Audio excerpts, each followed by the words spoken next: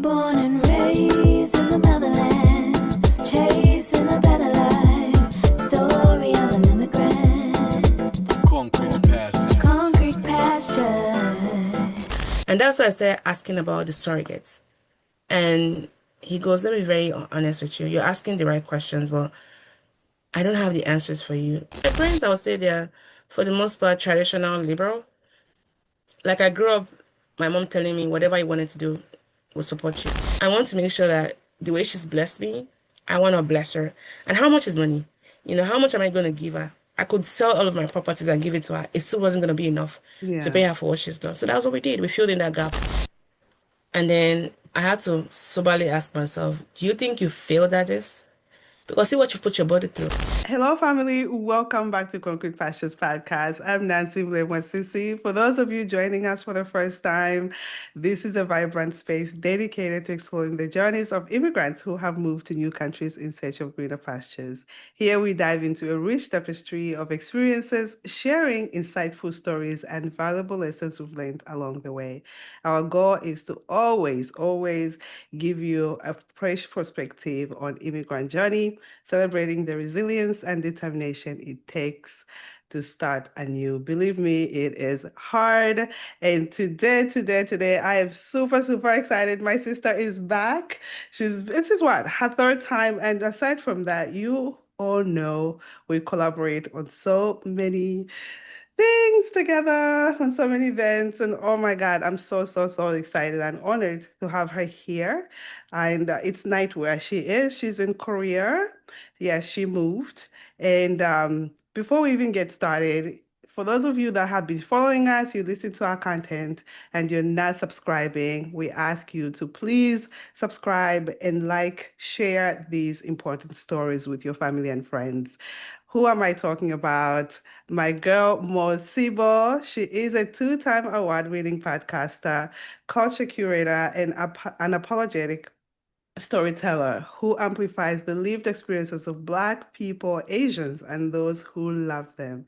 She is a creator and host of the More Sibyl Podcast, a globally recognized show that explores identity, migration, and belonging across borders, reaching listeners over 100 countries. It's an amazing accomplishment. With her bold, introspective voice and culturally fluent interviews, More sparks thought-provoking dialogue that challenges norms and builds empathy across cultures. And today is no different. She's here to share her experience on surrogacy. As you know, in our African culture, it's something that is not spoken about. People look upon you. And for those of you that have gone through infertility or a journey of challenges of just trying to have a child, this might be a trigger. I advise, please take care of yourselves. But if you can, this is an episode that will take away a lot from, we'll learn a lot. And I really just want to highlight, she's here to highlight her long, tedious and rewarding journey. Girl, welcome. Thank you for having me. Much appreciated to be back on Welcome here. back, And welcome back. I'm so excited. I love you so much. Thank you I love for you. just all you do to enrich my life as a podcaster. You're a true one, and I just just want to put that out there. So thank you. Oh my God. Listen, I'm so excited. I want to jump into this. I know it's late where you are. So just to introduce our listeners, this is also, I want to mention this. As you heard me mention, she has her own podcast, which is the More Sibyl Podcast, which is amazing. And she did a 5 episode series on surrogacy. And this is just to highlight a little bit of her story. There's no way we're going to cover every little thing. And she did interview other guests on that series. She shares her own journey in depth, and we just want to get a little bit of what her experience was during her surrogacy journey in Nigeria. So just for people who haven't heard a lot of your story. You've shared a lot on your podcast, which I listen to and follow. Um, how did your journey start in terms of uh, getting to the point where you decided to go with a surrogate? Just a little bit, just a little bit, just a little bit. Sure, sure. To get to the point where I decided to do surrogacy, I think it would be nice, it would be fair to really talk about how I grew up real quick. So, as a child, I just kind of knew that my path to motherhood was going to be not linear. I remember always telling my mom I was going to adopt, and she would look at me, cast and bind, and say, "Oh no, you carry your kids." And growing up now, I always go like those two things, they can still have kids and still want to adopt, right?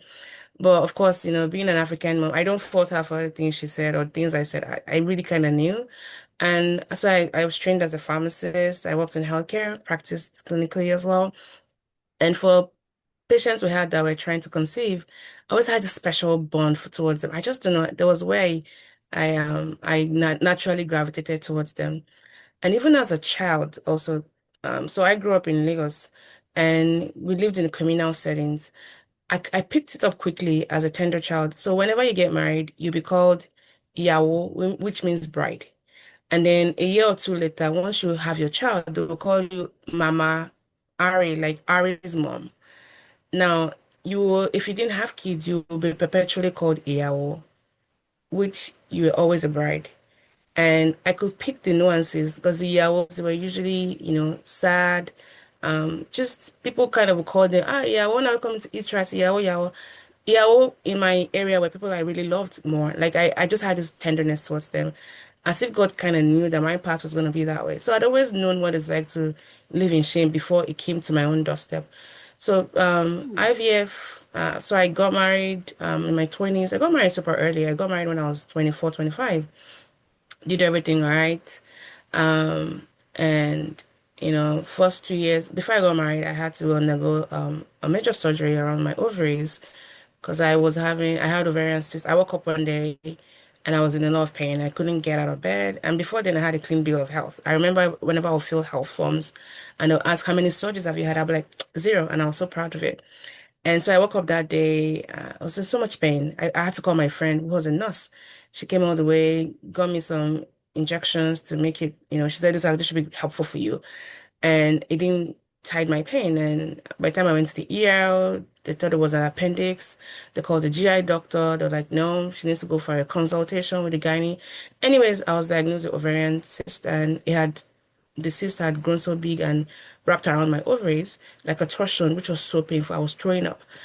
And so I did the surgery. They were like, everything is clean, try and get married.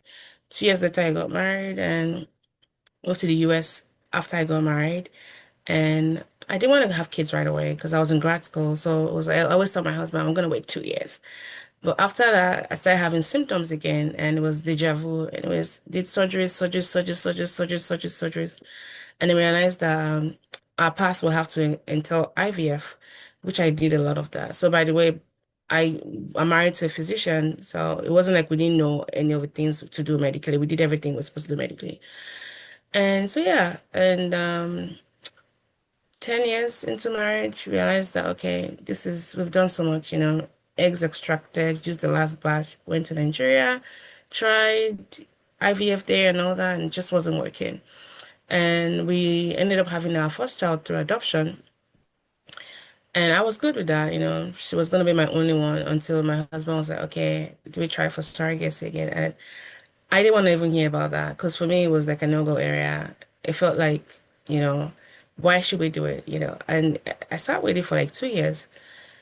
And yeah. And so, yeah, that was, but I think what really, if you want me to expand a little bit of it, was I asked myself, 20 years down the line, the way I feel about this now, would I still carry that feeling 20 years, 10 years down the line? Hmm.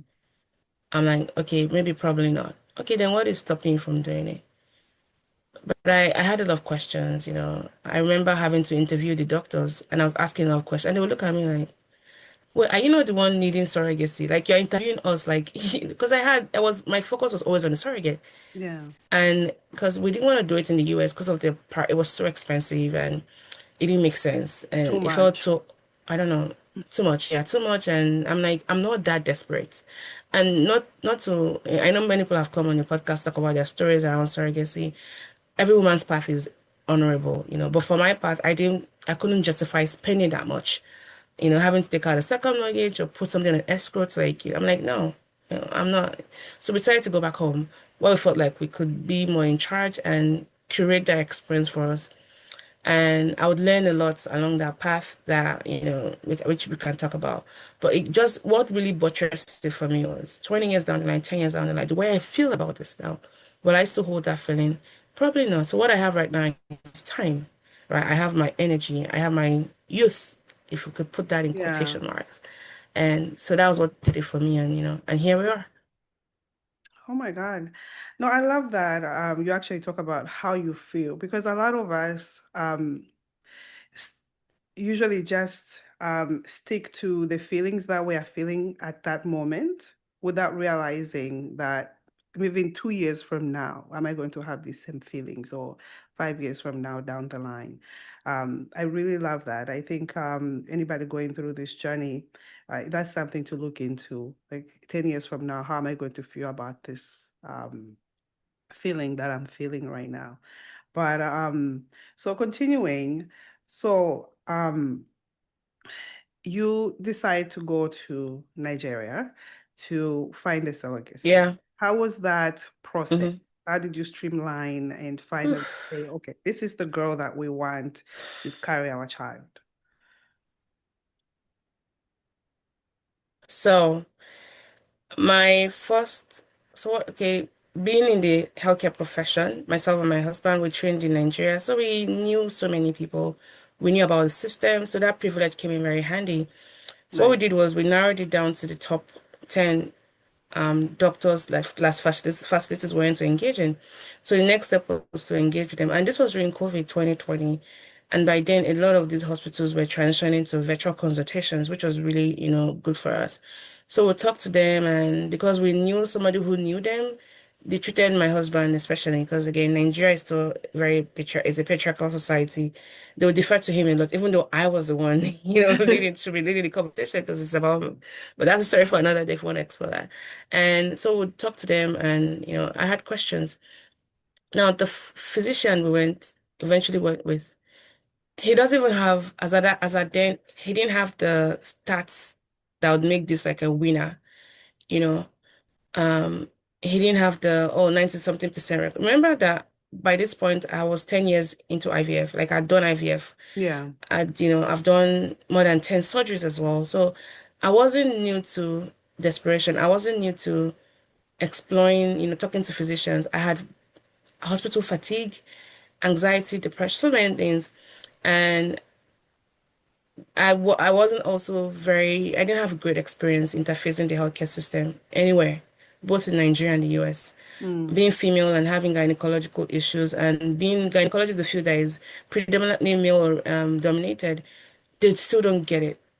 Gynecology, I feel, is still a whack branch of medicine where, the patient is seen as if you're not successful, they look at you like, when I mean successful, if the outcome is not successful, you become the problem, right? And with endometriosis and ovarian cyst, which I used to have, they just will look at you like, okay, you need to lose weight, you need to do XYZ. But I finally started getting culturally competent care when I first met an Asian female doctor, and she told me, you either need to choose one. If we stabilize your health where you don't have flare-ups, it's gonna preclude you from getting pregnant because whatever you do to treat your endometriosis freezes your hormones so that way you don't have any activity that can cause you to have pain. I Mm. have like fused pelvis. There was time I was limping for a whole year because I was in so much pain. I had fluid, around my abdominal cavity, going surgeries in and out, draining everything. So I never really got good care and I was in a lot of pain. Mm. And so she was like, choose one. Do you want to have a kid or be in pain? And I'm like, does it have to be these two options? So when I was interfacing with all the physicians, the one that really stood out for me was the first, because I would send them my medical history because I wanted to know me, not as a unit. This time around, I was coming on my terms. I didn't want to be in a system where I felt like they were just going to use me or make me feel even more, like I'm just a number they're trying to succeed over or whatever. But what stood out for me with this particular physician was he read through my notes and he said something to me that no one had ever told me before. He goes, "You've had so many surgeries around your ovaries." At that time, my AMH, which is like an anti-Mullerian hormone that looks at your egg, reserve and the quality as it were, and is one of the index they used to, look at how your IVF can be successful. So he said your levels and it's age adjusted. So depending on your age, the most number of eggs you have is when you're younger, and the older you get, because of exposure to environment, hormones, Yeah. just growing up, and you start losing them. The age I was scribbling the barrel like there was no eggs, or like powdered milk. And I make a lot of jokes, by the way, so your guests should be able to get used to me. I make a lot of jokes at my expense. And it goes, because of the ovarian, issues we've had and the surgeries around your ovaries, I've had about maybe 10 at that point. Your egg qualities have gone down. And it finally, because every time I would talk to my doctor, they made it seem like it was my fault that I wasn't fertile enough. But the manipulations they had done on my ovary, trying to, reduce the fluid that was building up, was causing my egg quality to go down. So he read my file, he listened to me, and I go, this guy doesn't look good on paper, but there was a human side of him. Let's go with him, and that was it. My husband, agreed, and that was it.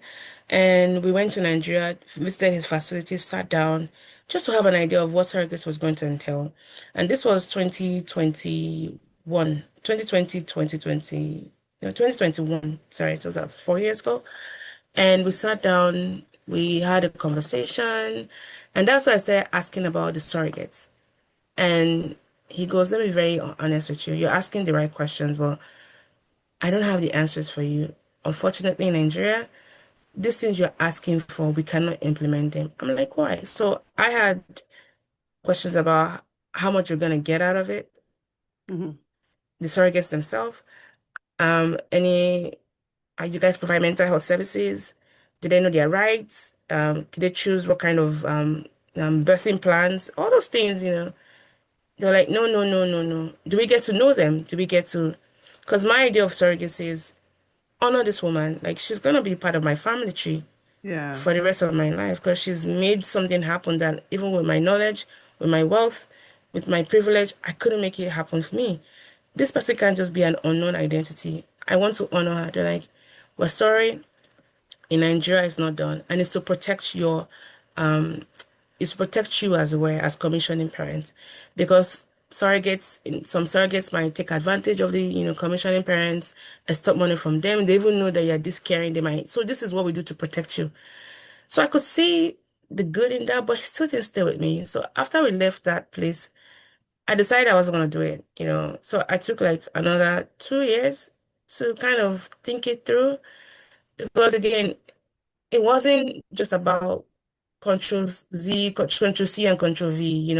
You extract your egg, your husband jacks up and injects into a cup, and then, who is this person making this happen? Because I've gone Yeah. through pregnancies before and I've had two miscarriages and I know how much my body changed and the loss I felt, just even though it was a short, I miscarried just before I was entering the second trimester.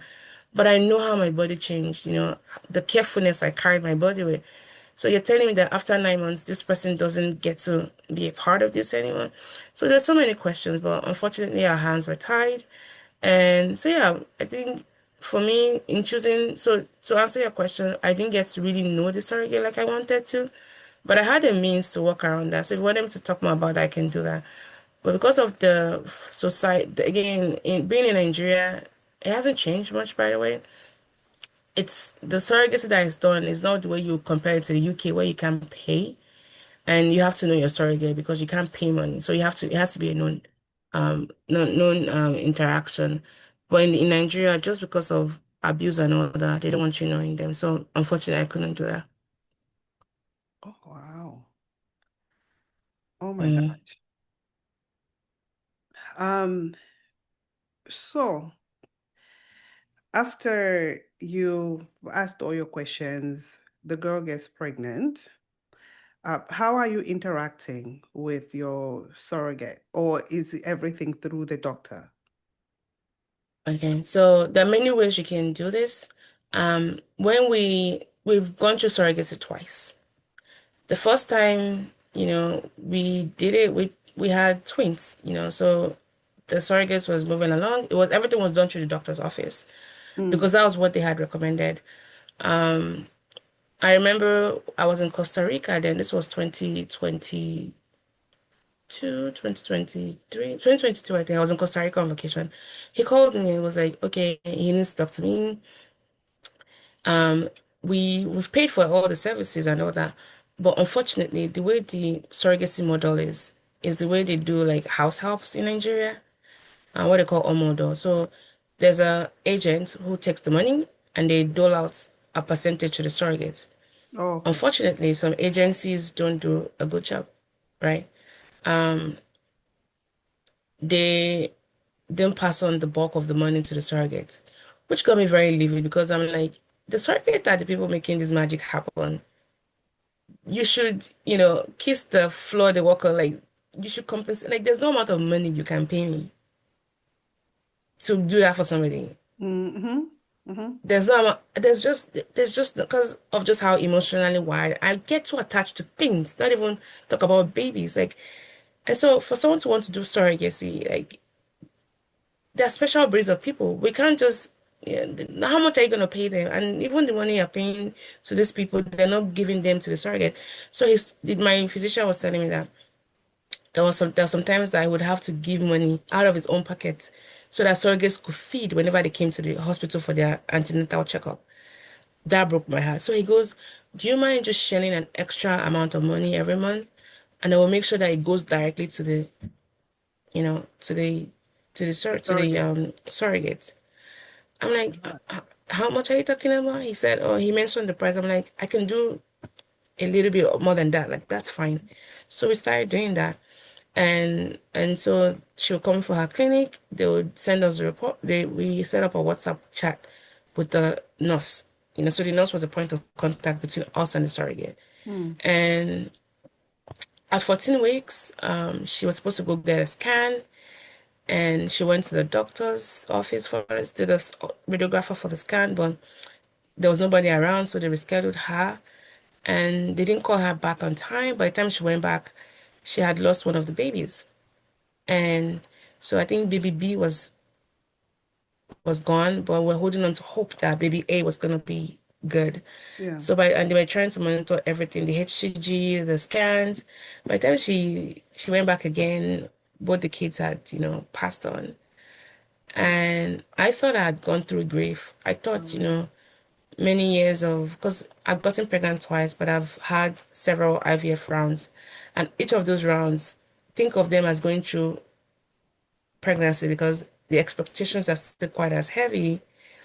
And even when you get pregnant, the constant wipes, making sure that I'm not bleeding. So either ways, anxiety was always just something that loomed around me.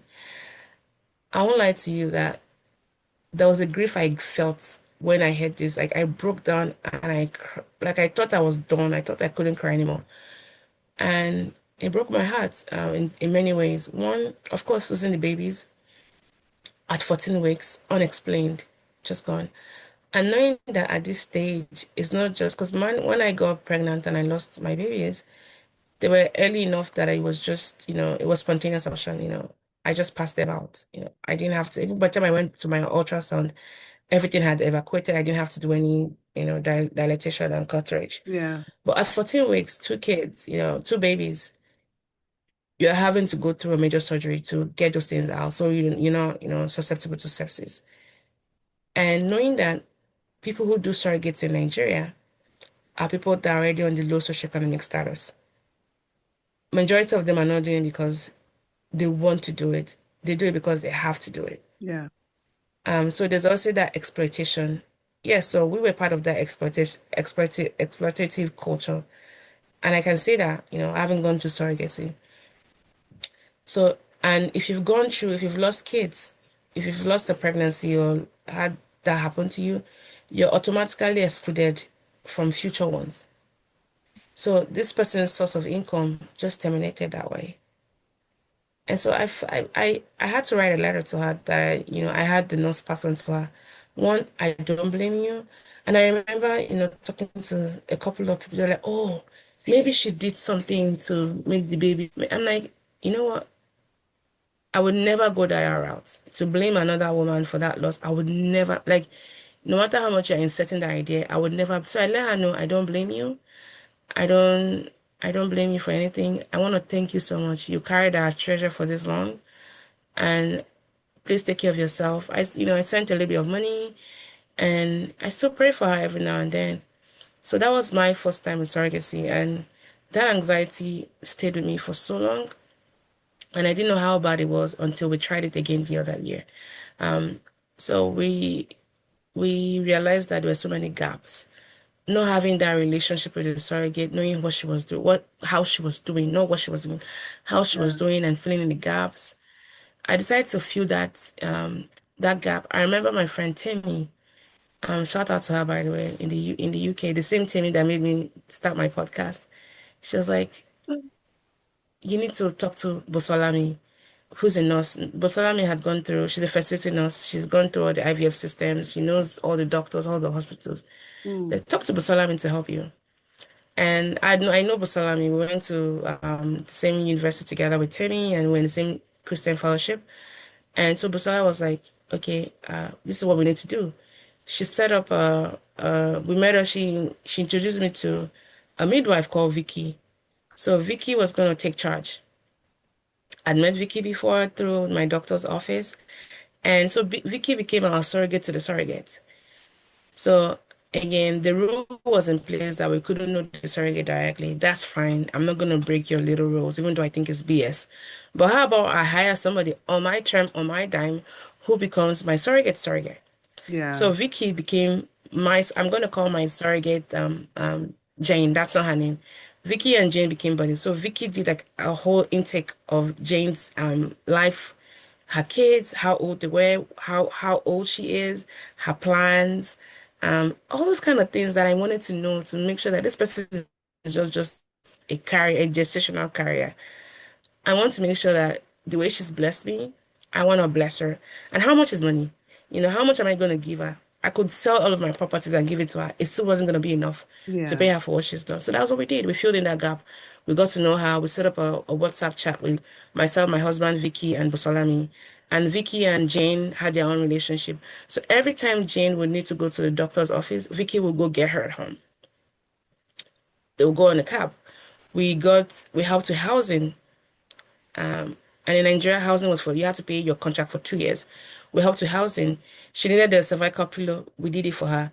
Her birthday was in July. We did a cake. We sent her on a movie date with her friends, like things that I'm like, Yeah. let's make her feel like a person.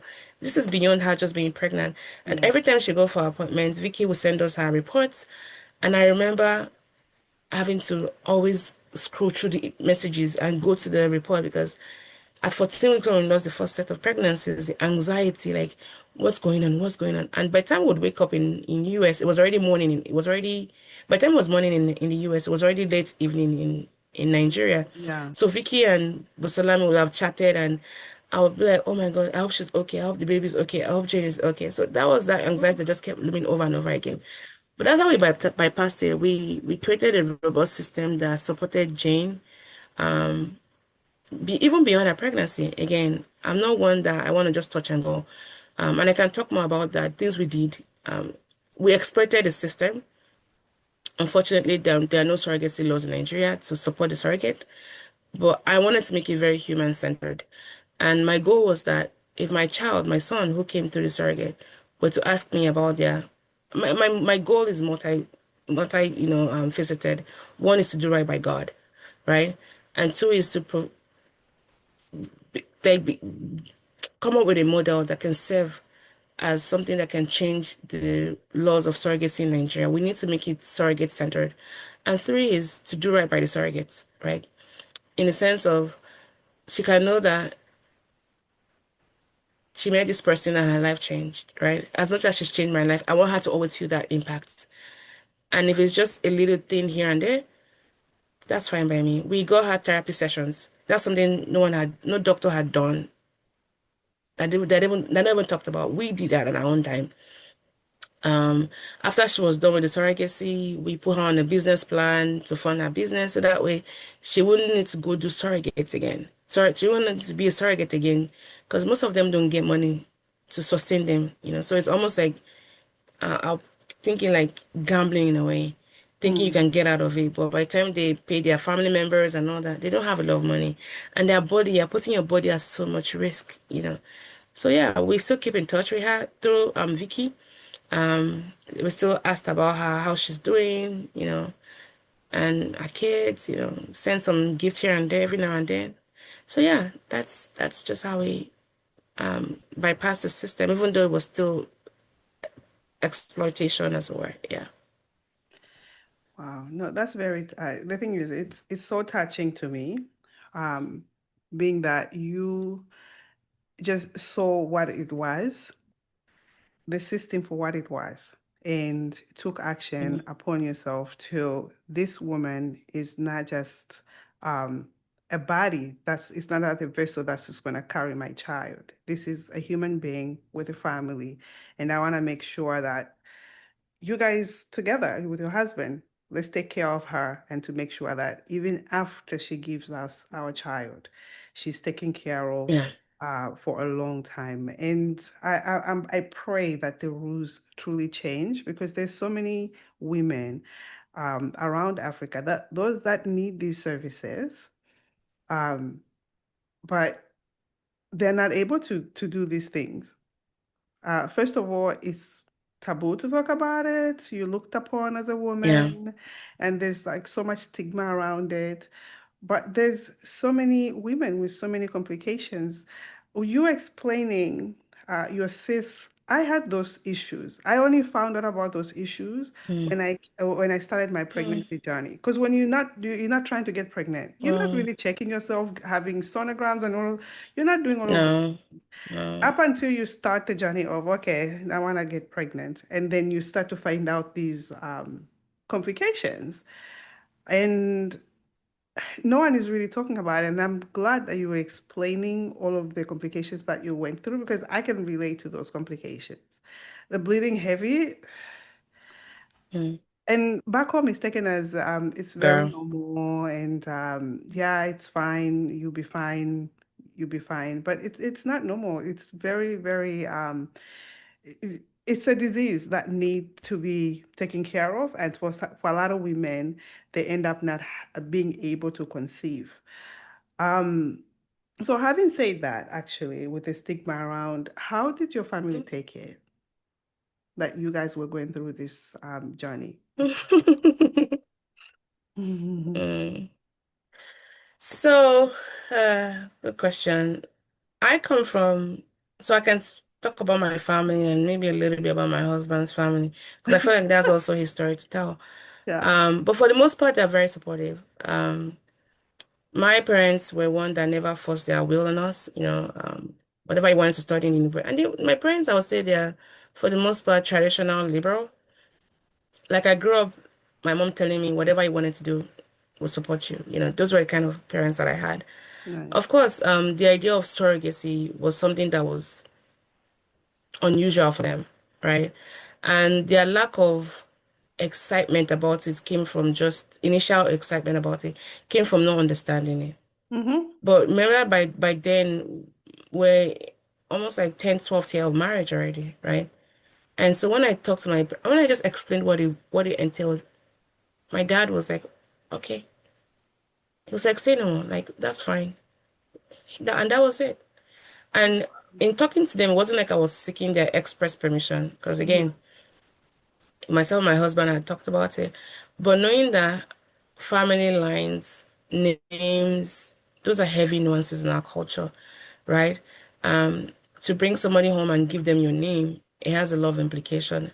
And a lot of people in the West rather might look at it like there's no big deal. It's a big deal in our culture, Yep. which is why the family I won't say you need the approval per se, but there needs to be a conversation around it, right? And so my husband's family, they were, there was no hesitation on their end, but we needed to be united as to what the parameters were going to be and how much information we're going to let them know, Mm-hmm. because Mm-hmm. people might be curious or whose DNA material and all that. Those were things that we decided that we didn't just want to share willy-nilly with every family member, but at the very least was this was going to be true surrogacy. Yeah, I think the most talk I had to have was with my daughter, because she was 5 then. Oh my She God. knew that she was getting a sibling, but she didn't know exactly when. And there's only so much you want to tell a 5-year-old because every day was gonna be like, when is the baby coming? And I didn't want, again with my anxiety, Yeah. and don't jinx it. And 5-year-olds can go to school and go tell their friends, we're having a baby, but your mom is not pregnant, So it's things like that. Yeah. But one day she walked in on us. We're trying to set up his room, set up his crib, and she was in bed because we do these things whenever she's in bed. But she woke up to go pee and she walked in on us. She was like, "What are you guys doing?" And then she said this, and I quote, "Is that for my son?" Oh my God. Mind you, by then we hadn't even told her we're having a baby. We hadn't even told her it was a boy. And she said, "Is that for my son?" And my husband and I looked at each other like, "Wow." And that was it. And then I think a month before we traveled to Nigeria, because we're gonna take her with us, we began letting her know. And that was when we also started telling our friends. And I know for a lot of my friends, it came as a shock to them. How come you never mentioned it? And even at work, I remember my I was supervisor saying, "Hey, shocked. we want to show you oh, girl." I have my best friend, until 3 weeks in. Oh I my wasn't in a God. good space. I Yeah. wasn't I wasn't in a good space. Mm-hmm. And the loss we had with the previous one was still living over my head. And there's that thing of, oh, let me even shock you. The thought of having twins through, so even though it was, I okayed it, there was a lot of fears that came, like, how am I Yeah. gonna cope with the time management? And so I was involved in it, but I was also checked out of it. I Listen, didn't want to get myself too involved in it. this And I journey, remember checking um, in. I It, think it's crazy. the Yeah. journey to go through the journey that you've gone through, I can't even imagine going through surrogacy. And then second time, I can't imagine the level of anxiety. To be honest with you, I wouldn't do it any different than the way you did it. And to tell the rest of us when the baby was here. And I think the right way. There's some things that, yes, as friends, we should be able to share. This isn't to everybody who's listening to us and watching us. Like there's certain things that if you've gone through pain, do it your way. Do it like I think your good friends will understand and not give you even a hard time. And if anything, will be even more support. Yeah. Because we Yeah. Yeah. understand because no one has gone through your journey and the way you're handling it, who knows Mm-mm. what's right and what's Mm. wrong? Like, Right. Right. Yeah. yeah, Yeah. Yeah. And I've always been one that I always feel like follow your path. yeah. I'm not one to follow like a path because society dictates that. I Hmm. don't break the rules. I'm not a rule. I'm not like a lawbreaker and things like that. But I've always walked my own path. I don't peer pressure. What will people say? Mm-mm. If you know me, you know I'm very stubborn that way. You cannot convince me to partake in something just because everybody's doing it. Yeah. And if there's anything I want to leave here for anyone listening to this is there's no one way to become a parent. And I don't preach surrogacy or adoption. I've gone, like I always say, my fun fact is that I outsourced child making children, one through adoption, the other one through surrogacy, right? There's no one way to build a family. Find your path. I don't preach, go do adoption Yeah. because there's also anxiety, there's grief with adoption. It's a constant grief. The surrogacy one, it's very complex. It's complicated. And if you're willing to fight those battles and cross, then go for it. But I don't preach, so anyone is don't go and don't go and use my episode and go torment somebody else and say, oh, this person did surrogacy. No, no, no, no. They probably know about surrogacy, okay? Yeah. But I'll just my thing is I want to set people free from the notion that it has to be this way. Yeah. So always ask yourself, 20 years from now, 10 years from now, when all the peer pressure, all the, societal norms, when they fade away, when they're quiet, and you're here with yourself, would Mm, those reasons still hold true for you? And I had to have that honest conversation. My ego was in the way. It felt like I was a failure to not get this done. I'm a highly successful person. I finished school in time, got the best grades. I've mm, always been excellent at everything, and this particular area of my life felt like I needed to prove a point, which is why I put my body through so much hurt and pain through IVF. I'm so lucky that I didn't the injuries I had are not permanent injuries, because putting my body through all of those experiments and the unknown side effects and what I'm still having to battle through, I'm just thankful to God that I'm still alive, you know. thank But it God. came at the cost of having to prove something. Like, I have to excel at this. This cannot be a failure for me. So and the only person I was competing was with myself. I have to prove something to myself. I wasn't proving anything to anybody. Mm, So all that to say, please, have that conversation with yourself. Whatever path might be tenable for you, you're still a mom. I'm before I ever had my kids, I was godparents to my friends' kids. I watched them grow up. The ones I could get involved with, I got involved with. I would, go, I did things here and there. Some of my younger mentees, they'll call me mom or grandma. Like, I was already a mother before I became a mother. So there are yeah. many ways to be a mother. There's no one pathway, but I just want to set you free from those expectations. There's no one way to build a family, and that's what I want to set people free. That really actually sums up this whole conversation as to what we're trying to do today. And you, I'm gonna fast forward a bit because the baby comes around. You've done all of these things. The baby comes around. I did ask this to Sarah as well because it's different. I think when you are carrying a child, and like when someone else is carrying your child, how is that bonding time? And for you, because you were in the US and the baby was Mm. in Nigeria, Nigeria.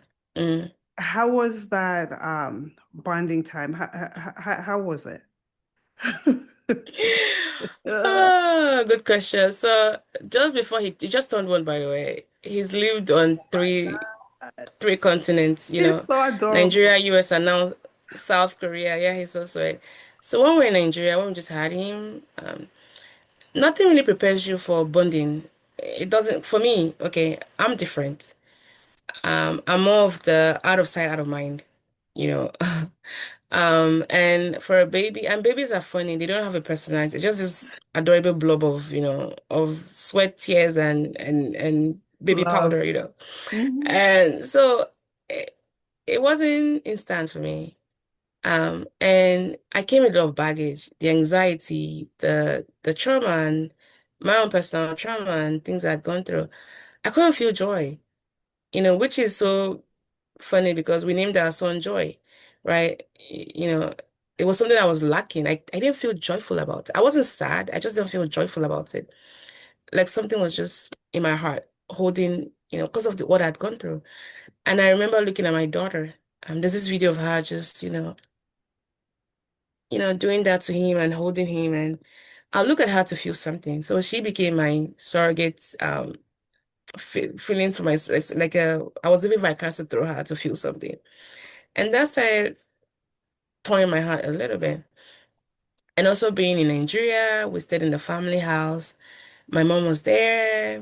Taiwo's mom came to join. Taiwo is my spouse, by the way, came to join us from the US. We had family around, so there was a lot of hands to, Yoruba has a saying that Agbali Siloja Kiori Omotutuwo, meaning an elderly person cannot be in the market and a newborn's head goes wonky. They will always swoop in to help. So he had round the clock care from the both grandmas. So I felt like I was just balling, even though I was a new mom. I'll go hang out with my friends, come back, they were like, oh no, we can do it, we can do it. And then when it was time for us to make it to the US, we realized that he couldn't just come with us because as US citizens and being that he was born outside of US soil, we had to go through the consular birth registration process. It require DNA testing. Um, And that was what broke my heart because I had this dream of just flying back to the US with my two kids. And we had to live him back because by then I had spent like 3 months in Nigeria and no baby coming with us. And Ari had to go back to school and all that kind of stuff. So we left him back home with grandma until the DNA testing was done and all of that. And that took another 3 months, right? From when we left Nigeria. So mind you, the interactions were through video calls, and I would do my giggly eyes at him. He would laugh, he would smile. But of course, it's a part of it going like, okay, he's getting more used to grandma than he's getting used to me. Yep. And when grandma finally made her way here, we started the whole, okay, finally we're a unit of four family of four, let's start bonding. And then I got the Fulbright. Time to pack up and move to the US, move to South Korea.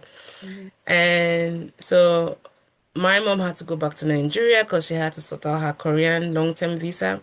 So it was just me and the kids, and my husband helped us move, but he had to go back. He only spent 2 weeks. I would say I finally had the time to bond with him.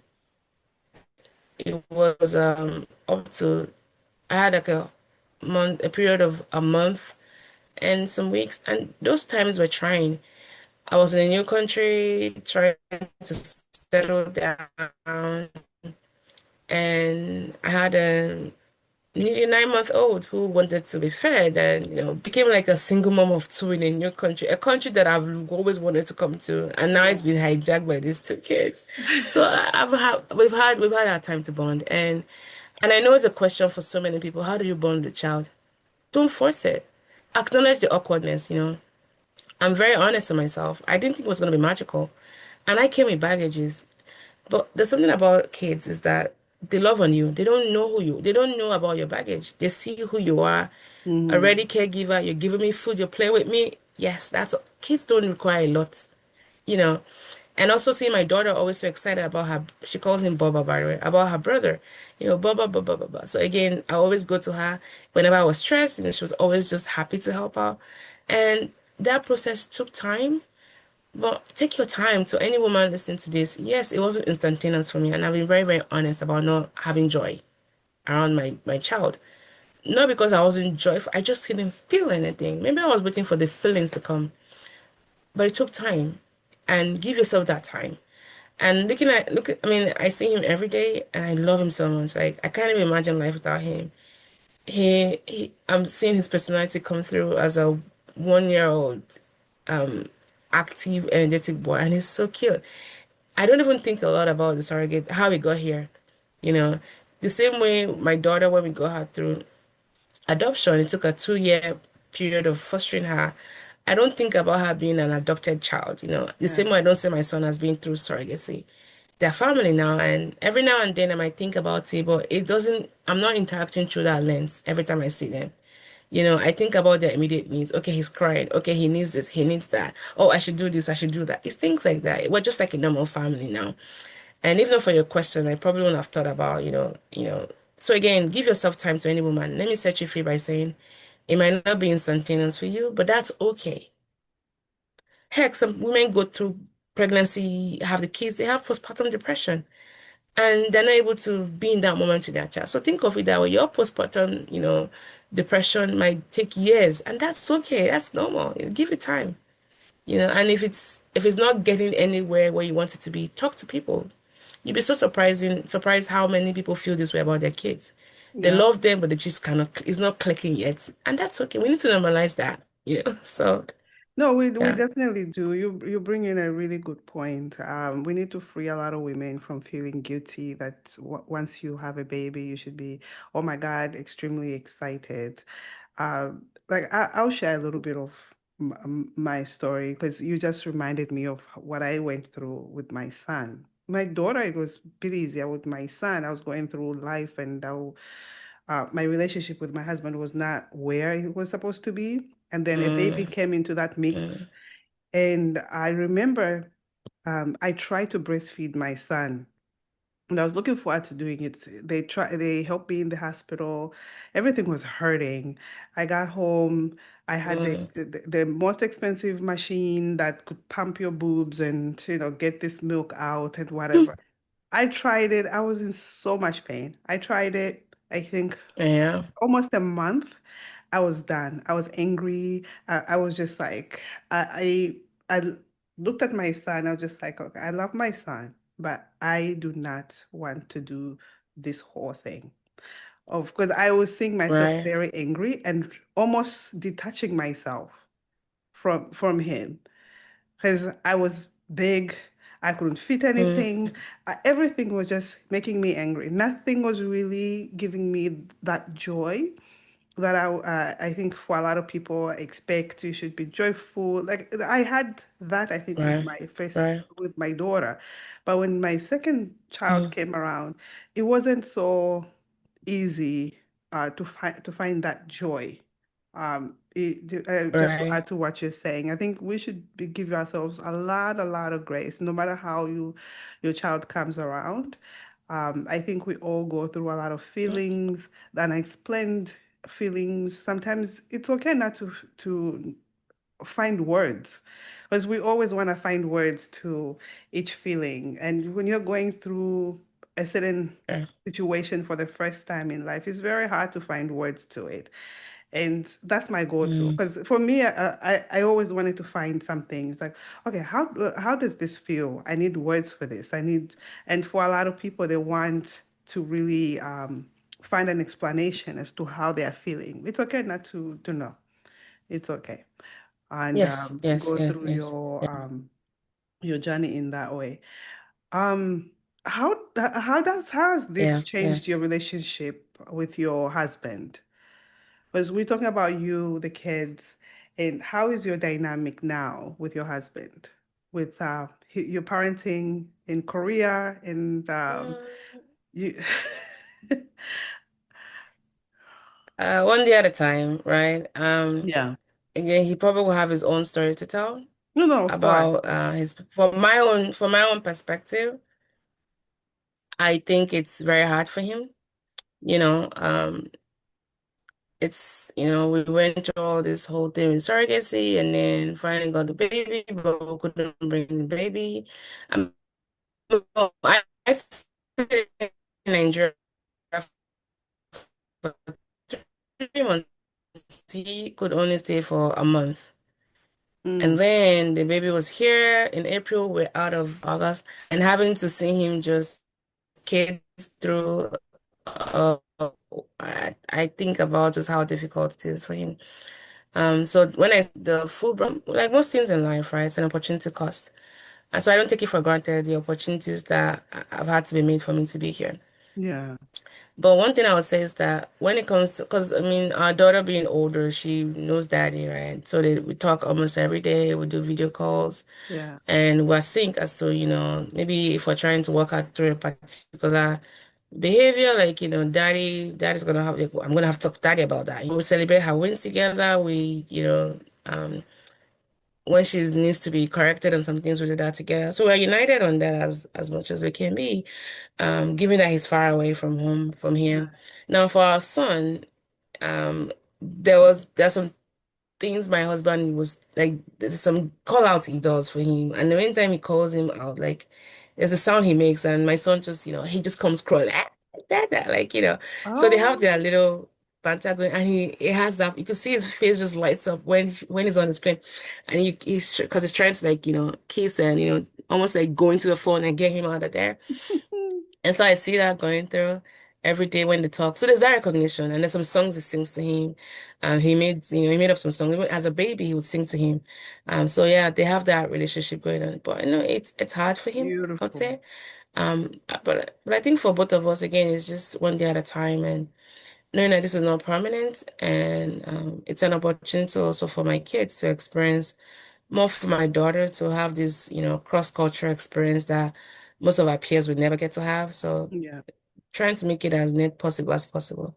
Yeah, he would visit every, like, my husband is able to come visit. But of course, flights from Oklahoma City to Korea isn't something you can do in a day and hurry back down. Yeah. So he should be here, for the holidays. So looking forward to that. So yeah, it's difficult, but we're making it count. So when I had my son, my daughter was the same age as Mm, yours. Ari, they're both mm, Aris. Um, mm. how is she adjusting to having a brother? Because my daughter literally wanted a sister, and she was not too happy up until the day that he was born. He was like, okay, he's here now. There's nothing I can do. Mm. I'll say she loves her brother. In fact, if you want to time her out, just say, all right, no more play with Baba. Mom, can I go play with Baba? And I feel like I envy their relationship in a good way, in a good way. Yeah. Um, she's still a child. She's just 6. And you watch them play. There's something called play therapy. I mean, that is so healing in so many ways. You watch them play, she knows how to just get him to engage. Oh, They will crawl on her bed. They would, she would, a little bit rough for him. I would keep telling her, this little boy you're playing with, by the time he gains a little bit of strength, he's going to overpower you and she will laugh about it. But I think she's adjusted in the most beautiful, beautifully human way. Um, I think so she's tender, she's protective. She's also rough with him. I mean, but 6-year-old and a 1-year-old, but he yep. loves it. He calls her Tata. And I didn't even notice until my mom said, watch every time she calls Tata, Tata. And she calls him Baba. So we call him Baba around the house. So he Yeah. calls her Tata, she calls him Baba. And they're so, I mean, she sees, he sees Bob, he sees his sister coming in, and he's so excited. Like he just wants to leap out of your hand and go to her. On the other hand, though, she's still figuring out what it means to share space and attention. Mm, And we're giving her room to feel all of that. Big siblinghood is a big identity shift, especially for her. She was an only child for so long, had all the yeah. attention. We used to take her on our trips. She traveled around the world with us. I mean, we haven't been to a lot of places, but she traveled with us, explored so many things. She was the only child. She had all the toys. We could, do things on the whim. And our family expanded in such a unique way. What I love though is that she's not pretending. Some days she'll be like, Mom, can you carry me like Baba? Can you? So when we're in Nigeria, you know how they would put the babies on the back and Yeah. put like a wrapper around? Yeah. I'm like, girl, how many pounds? I ain't carrying you on my back down here. Or she'll go bring, she regressed a little bit, which again, I've read some of the psychology books. I knew it was normal for them to have a bit of regression. She would say, Mom, can you feed me like Baba? So she put her kombucha in her little sippy cup. That would fizzle over. Mom, can you feed me like that? Can you? Or she will crawl. I'm like, girl, like you're too old for that. But again, it's she's some days she's excited and wants to help with everything. Some days she's a little bit indifferent. But I think that's developmentally appropriate. So I'm focusing on making her feel seen. What we're trying to do is giving her that special one-on-one. But I would say being here and community is different here. In the US, we had, her godparents, we had our church communities Yeah. who were very near, so they could do things together with her. Because again, as parents, you'll feel in so many ways. But we've cracked the code on community building. We don't raise our kids alone. It really takes a village, and we do that. But being in Korea is different. People don't have time here, and we live, people live in different corners of Korea, and by the time you go to work, weekends are to relax. So it's hard to give her that one-on-one time she wants, right? Um, so I would say so we're still trying to figure out what that looks like and reminding her that you're my favorite girl in the world. He's my favorite boy in the world. We love you just the same. And getting her involved. Can you help mommy with Baba? Can you maybe hold him for a little bit? Can you go grab his diaper? So she knows where all those things are and she helps out with that. And we let her know that you can still love your brother and still miss when it was just you. Both can be true. But one thing I can say is that she has never treated him with anything but gentleness. Even in her confusion or overwhelm, she's kind, and that gives me hope. And I would have them figure out their siblings' relationship together. She's still not recognizing just how different they are. For one, I mean, the world will remind you, oh, because here I get asked, like, so how many baby daddies you have. Koreans can be a little bit, What? and these are usually older people. It's not in a judgmental, it's just in a very curious, like, wow, refresh. Like That. Nigerians ask questions that way, but not Americans. They might be thinking of it, but they don't say it. But Koreans will ask you, especially the older people. So like your child, this child is different, that child is different. Uh-huh. Is this by your first, and I'm like, okay, I don't want to get to this story. I just nod my head and be like, your assumption is right. Where am I going to start from? So, but Ari doesn't see that yet. She doesn't see the differences, which is so sweet, right? Yeah. So she always wants to talk about.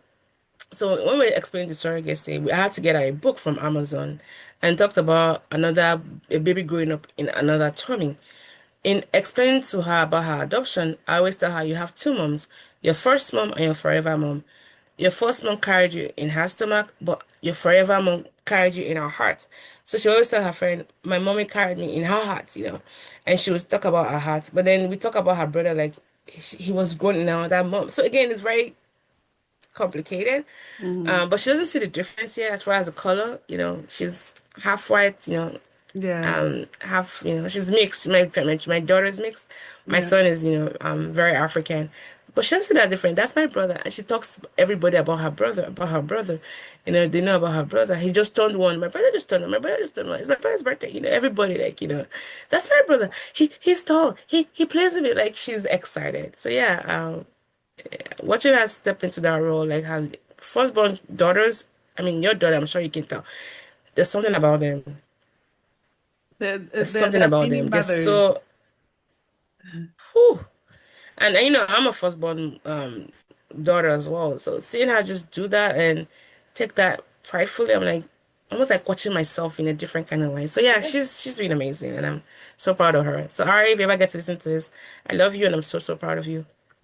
And thank you. Oh my God. No, I love that. I love that. As you are talking, all I keep thinking about is my daughter, the same behavior Mm, when my son came around. But this gives to anybody probably maybe pregnant or expecting a child and they have a child already. Listen, this is what to expect. It's the same thing that I went through with my daughter. The adjustment period for everybody, because parents are usually like worried. Because right, I'm sure before the baby came right. around, you're like, okay, how is Ari going to behave towards the baby? How is she going to adjust? Hmm. But all of us are Hmm. going through that. So thank you so much for sharing that. Of Um, course, of course, of course. I mean, I can talk to you forever. You're my sister. I know you so well, and I feel so bad that I've kept you up this long. But you It's have okay. so I'm much usually up this long, so to share.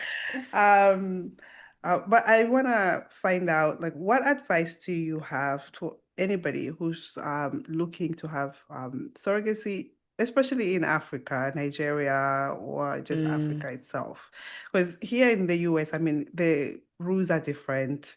And even mm, when we shared, for anybody who is interested, they can also take a listen at Sarah's journey. It was completely different. mm, And this is mm. why we'll continue to showcase different stories, um, journeys for these amazing women. But what advice do you have for anybody looking to have a surrogacy in Nigeria? And what do you hope for Nigeria to do about the surrogacy? Um, I don't know if it's advice as much as my own reflection, and it's coming from a place of experience and privilege and also realization, right? In talking to the lawyer that I did after the fact, it made me realize that is illegal actually. The way it is in Nigeria is illegal. Because there are no laws. It's a gray area. The law mhm. doesn't support it. It doesn't um, ban it. So take for example, if your surrogate runs away with your baby, there's nothing stopping them from taking that baby away, because whatever agreement you have is not bound by any laws, right? So scary. And in Nigeria, yeah, very scary. And in Nigeria, that hardly happens, by the way. Sorry, I've never heard of it where surrogate carries the baby away. And in Nigeria, the the way it is right now is, I was going to say something, but I forgot. But anyways, yeah, so they are they can run away with the baby, or and nothing stops them from doing that. I'll say first is, so I'm not giving advice, right? Yeah. I'll just say one is, I want to speak to the shame. Mm, Ask yourself why that is, right? Um, uh, you have to start with your own stop keeping of your own bias, right? The shame I felt for me was more of a shame of failure. Not what the society, again, I never cared about what society would say. That was never me. But my shame was more of a personal failure. And then I had to soberly ask myself, do you think you failed at this? Because see what you put your body through. Every time I would go to IVF, I would put on so much weight. My endometriosis would flub so badly. I would be like I would my health was just declining. I was putting myself through that. You didn't fail at this. It just didn't work for you. So if you say you failed at it, think about the pain you've gone through. Isn't that belittling your journey? mm, So I had to have that conversation with myself. Where's that source of the shame coming from? And how do I want to tell my story? The reason I'm very vocal about it, I don't want my son to ever feel any iota of shame as to how they came into this world. It's never theirs to carry, right? They'll always know they came in with an, because that person, Jane, who helped us with this gift, she's always going to be part of our family. She made that happen. And this is my hope to any surrogate listening to this. Thank you so much for the burden of that you took on. It's a gift that, we could never pay for ourselves. So thank you for doing that. Thank you for bringing hope to families like mine. I don't take that for granted. And I hope that your commissioning parents will always honor that. So first is take that stock of yourself, right? And then do your homework, right? Where do you want to do it? Why do you want to do it? Before I talk about the legal part of things, around that shame, like check your heart, right?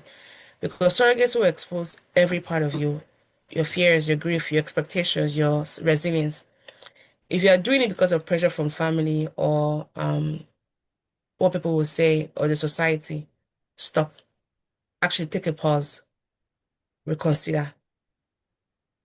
Don't do it at that moment, because how do you want to bring a child in? This is not like a Birkin's bag or something you can return after 30 days. yeah. Yeah. Surrogacy will expose you. Yeah, I'm still in therapy for it. There's still so many things I haven't able to have language for. I might sound very articulate. I still don't have language for so many things that I've gone through with it. I'm still learning myself through it. So, because surrogacy requires emotional strength and the ability to advocate for yourself and the surrogate. So you need to be able to work it grounded. Now, pick the right country. Not Don't just do it because Nigeria is cheaper. Yes, Nigeria is the most accessible for Africans, yes, but it's also the least regulated. So my Mm, advice is do your research on the clinics. Interview multiple coordinators. Please, please advocate for the surrogates. Ask about their well-being. I refuse to work with any doctor who was going to put the surrogates in a house and lock them up to monitor them 24/7. No. mm, So we paid for housing. It cost a lot of money, but I was like, no, I don't want to be monitoring her to. Are you kidding me? What, my big brother? No, let her have her means to move up and down, because they worry that they might go have sex, have an STI. Like, someone that is carrying your child, the state they are in, if they're not comfortable, if they're grieved, if they're angry, look at because that gestational period, there's a what they call the latent theory, where the environment the child grows in affects that trajectory through life. yeah. That the baby is pushed out healthy. You don't know what she's been exposed to. I'm not talking about chemicals, or I'm talking about the neurological development, the pain, the surrogate mother. If they feel grieved, if they feel anger, Goes to the if they're child. hungry, Yeah. it goes to the child. So Yeah. please make sure you do right by your surrogate. Please be surrogate centered. While we're still working on the rules and the laws and codifying the laws and everything, please do right by your surrogate, right? Ask for transparency. Not every clinic is ethical. Some clinics might be you'll be surprised that your result-oriented clinics might be the least ethical ones. Mm, And please, affordability should not override ethics, right? The key is safety for everyone involved, especially the surrogates. Ask about the betting plans. Is your doctor the one to force cesarean section on them because it's least contact? What if the surrogate wants a vaginal, but like, are they putting the surrogate first? So please ask questions. You have the means to, as conventional parents. You're the one with the privilege and the power. For you to want to do surrogacy, you have the money. You're in a different economic bracket than the surrogate. So let that privilege be used to support them. Get a lawyer. Um, have your own lawyer. Don't skip the legal parts. Even though there's no laws like that, Mhm. there's some things that can protect you. Prepare financially, not just for the pregnancy, but for the after. People think surrogacy is about IVF, fees, vitamins, but they also forget the emergency care, extra scans, delayed embassy clearance. Mhm. Like I did everything. The moment the baby was born, I filled out the form right away. And the earliest date they gave us for the interview was April 2025. And I'm like, I had to use my means to get a date for January. And that January, if I had done that interview at April, I don't think we would have gotten our son into the country until fall of 2025. Earliest appointment I could get, and I had to do a lot of things like get the appointment earlier, was January of 2025. And this was 2 months after he was born. And then we had to wait for the DNA. So again, factor in that time. You cannot be in a hurry. So if you are doing surrogacy in Africa, I would say add about 30% to 40% buffer. Flights, housing. Please support for your surrogate beyond delivery. Please. Like the wound care was important for me because at this point they had advised, a cesarean, which was also, I found out that my surrogate had never gone through a CS before. So there was Mm. that fear of having to go under. She had most surrogates who have had a kid. They usually want, multiples, Yeah. and all her kids were through vaginal birth. This was her first time doing CS. So she had, if I didn't have Vicky being our intermediary, I wouldn't have known that she needed support for that. So I had to get her in therapy. Her ask all the questions. So a lot of it was just things she had heard about cesarean section, which they were not unfounded. So we had to walk her through that and hold space for her fears. We couldn't talk it away. Yeah. So she had those fears, but we knew about them and we held her hand through it, knowing that we couldn't erase all this. She's the one going through the valley of the shadow of death, literally. Yeah. So again, the wound care after she was done, we made sure that she walked around, she didn't have any sepsis, she ate, and she stayed comfortably well. The good thing I love about Nigeria, you can stay as long as you want in the hospital after you've given birth. Nobody's charging you. Insurance is not telling you to get out. So she felt Really? good and she was good enough to leave. Oh yeah, no, we don't do that here. My son stayed in the hospital for like 2 weeks. Nothing was wrong with him. We just, 2 weeks? yeah, just to give him an ex. Yeah, yeah, I and it wanted the was it second cost me time nothing around, I wanted to stay in the hospital for like a week for how or many days, something. But they're like, no, no, no, no, no, girl. ma'am. You gotta go. You gotta go. You gotta Do you have Jewish money? No, he stayed in Nigeria for 2 weeks, and it I was just nothing. wanted to And I'm stay talking because about, they were helping me with the baby. And I oh was yeah, like, yeah. oh, great. We had a private suite. It cost me nothing. If I can extend that to my baby, how much for my surrogate? So she was good. We followed up on her wound care. And Vicky is also a midwife, so she did all the things. We got her good food. Like, please don't skimp that. You've gotten your baby. Don't shut out that relationship.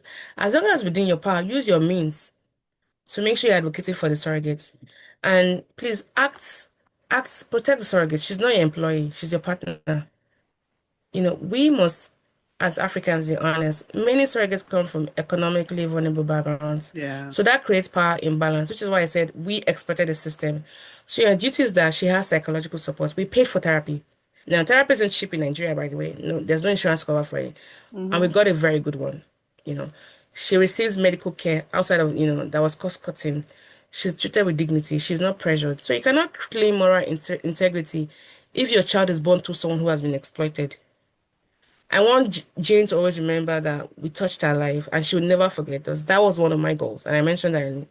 Yeah. And then build that emotional support before you begin. This is a marathon, right? There'll be fear, there'll be silence, there'll be waiting, late night anxiety, cultural guilt, bitterness from previous loss. So you need a therapist, you need a small, safe circle, community of other intended parents, people who won't shame you, people who won't trivialize your fears. And if you're Mm-hmm. African, you also need a buffer against cultural comments and a plan for privacy, right? Yeah. So do all of that. I couldn't tell a lot of my friends at once because of just my own anxiety. No, I didn't trust them or somebody might, do bad juju for us. My fear was that if something were to happen, I'll need to manage their sadness.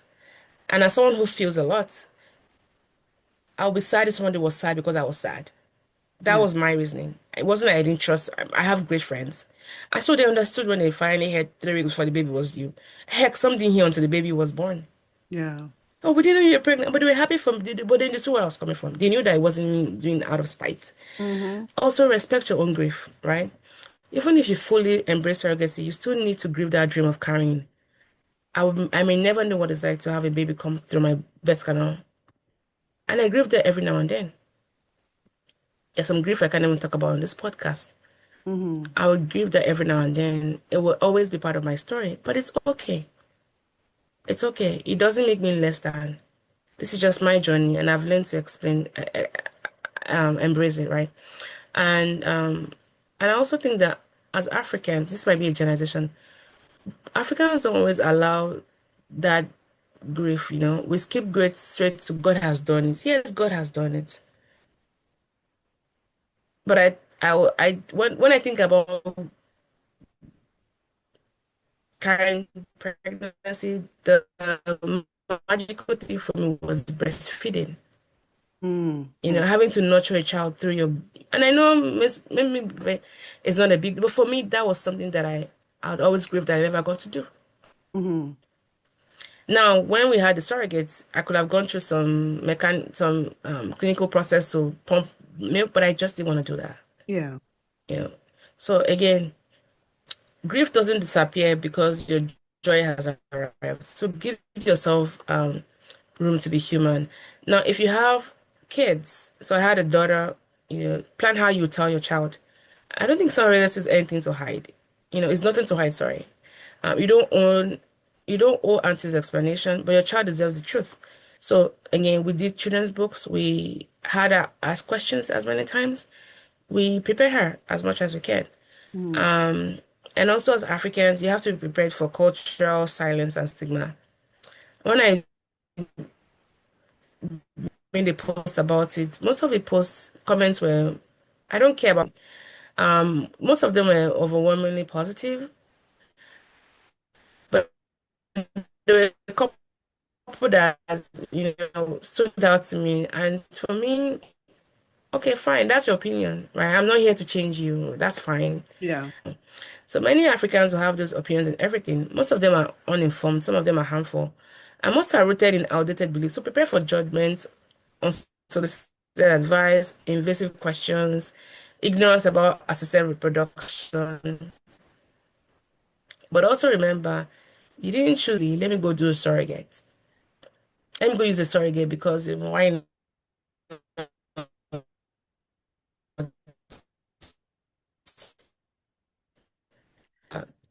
Wait. Struggled with it for many years until I finally do it. So you didn't choose it because you wanted to please society or to check off something, right? So again, and then also build a post-birth plan. If the born is Nigerian, if the child is born in outside of the country, as people who live in the US, have a plan for bonding, your travel documents, medical checkups, feeding, adjusting psychologically, sibling integration, and sometimes the emotional overwhelm hits after the baby comes. And this is normal, especially after long periods of infertility, Yeah. right? And finally, give yourself permission to want motherhood in a different way. I'm proud of the fact that I'm African and I came through motherhood this way, and I'm so vocal about it. Just to give some women breath that way, it's okay. You know, um, I'm pragmatic as it come. When I realized that it wasn't working, I told God, if you don't want to give me a child, just take this longing. Like I'm a, my heart could easily close around it. I would never want it, but the desire just never went away. It never went away. I tried. I would pray to God, take desire away from me. Like this, you can't be putting me through this problem and then. But apparently, my story wasn't done. Now, desire is done. I'm done with kids because the desire isn't there anymore. You know, and my chapter is over, right? So again, we've been taught as Africans like there's only one pathway to motherhood: pregnancy, birth, and baby. But your journey can be IVF, miscarriage, grief, hope, adoption, surrogacy, healing, motherhood. It may not be linear, but it's still sacred. It's still motherhood, and it's still yours. And so own your story.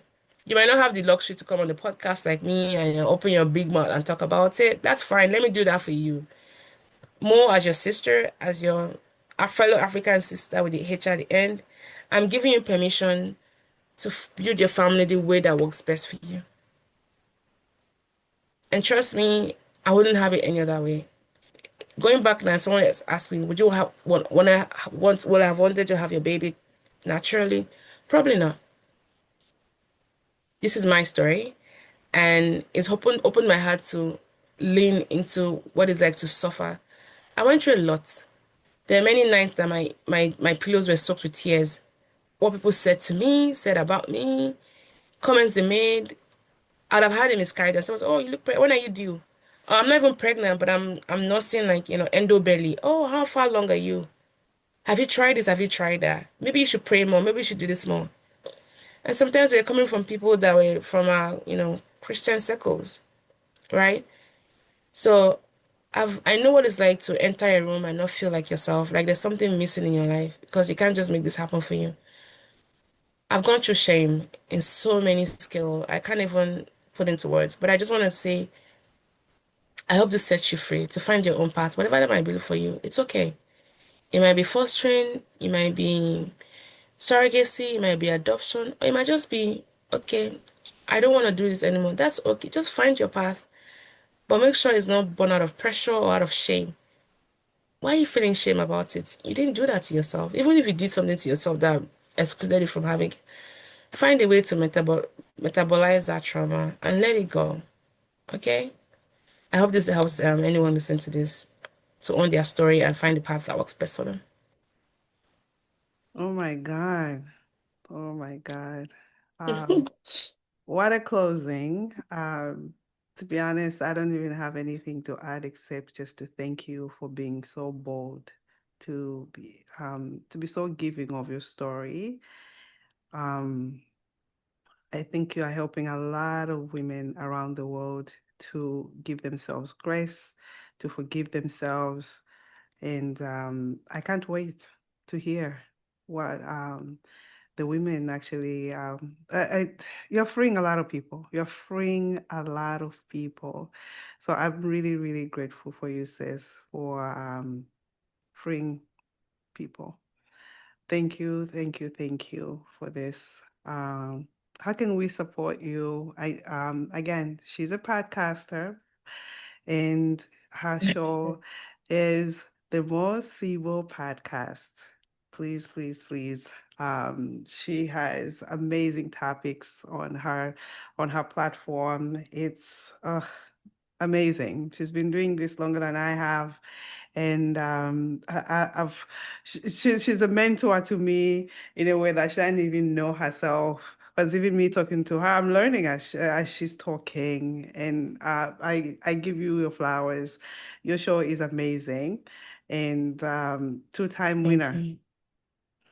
of the APVA award. So come on. Thank you. Um, it speaks volumes with the way you tell your stories. It speaks volumes with the way with what you've just done just now. So thank you, thank you, thank you so much. Thank you so much for having me. You talk about me being a mentor, and I'm like, look at you, like you've been so amazing.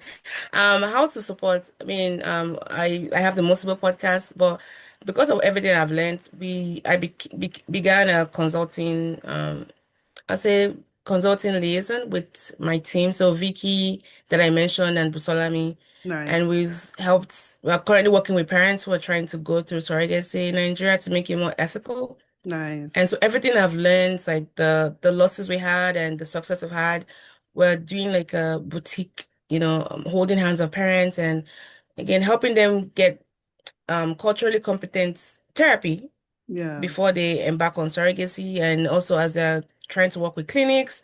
So we do everything from A to Z. So if you don't mind, I can put that link where people can just fill an intake form to get to know the parents. I'm happy to say that one of our couple is currently pregnant, and we're waiting for the second, couple to be pregnant. And again, it's just helping, just normalizing, this whole thing of owning your own story and supporting parents who think that it's not even possible to get anything done through surrogacy. There's a path that works, and we have a playbook. We come with over 30 years of experience combined. I mean, I'm just new to surrogacy, but my two partners, they've worked in fertility, reproductive endocrinology for many years. So they know the ins and outs. They know about clinics in Nigeria and how to navigate all of that. And also know how to work with the legal system, so US laws, Australian law, UK laws, to help facilitate bringing your babies from Nigeria to those countries. And we're willing to work with you from A to Z. So I'll put that form in. I'll Yes. send that to you if you don't mind, where they can just Yes, fill it. yes, Just so of we course. get to know the couple. We'll do like an intake. We'll do like an intake survey, and then we have a meeting with them just to get to know what their goals are, what their dreams are. And then we come up with a curated plan to help them, achieve their goals. So yeah, we started that May of this year, and I'm so proud of it. It's called Hopes, helping our people expand safely. And the goal is just to, again, hold your hand and walk you through A to Z, and also make it very ethical. So that way, surrogates are happy and as happy as it can be and supported as it can be. And commissioning parents also get their own goals as well. So yeah, I'll put that. And you can follow me on Instagram, Mosibyl, and the podcast is the More Sibyl Podcast. Thank you so much, Nancy. This was fun chatting with you. Thank you. On that note, we are out. Concrete pastures.